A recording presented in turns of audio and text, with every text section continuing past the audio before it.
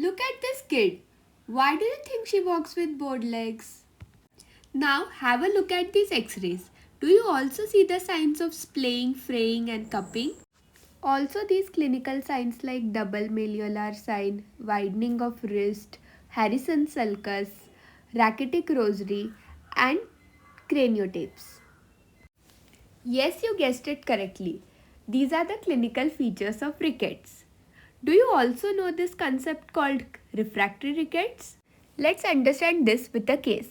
A 6-year-old born with rickets since 1.5 years did not respond to cholecalciferol, has no history of polyuria or polydipsia, and the laboratory investigations are as follows.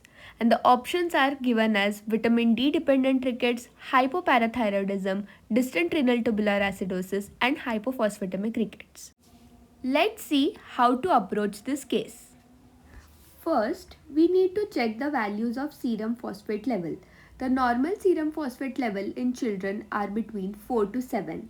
If they are high, then it is a case of CKD. As we can see in CKD, the kidney functions are diminished to such a level that the excretion of phosphate decreases. As a result, it becomes CKD associated rickets.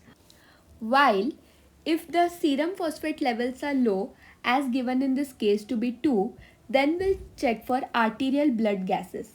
If it is a case of acidosis, then it becomes renal tubular acidosis. If there is no acidosis, we will check for the levels of PTH.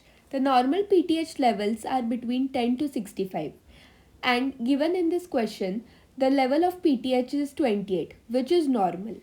But if the level of PTH is high, then it becomes vitamin D dependent rickets.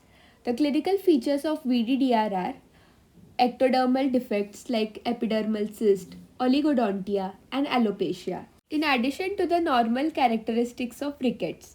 But on the other hand, if serum PTH levels are normal, then it becomes a case of familial hypophosphatemic rickets, which is also the correct answer for this case.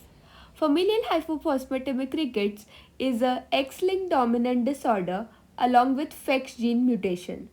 This gene codes for phosphate endopeptidase, in absence of which the phosphate excretion will increase and hence it will lead to hypophosphatemia, resulting to hypophosphatemic rickets.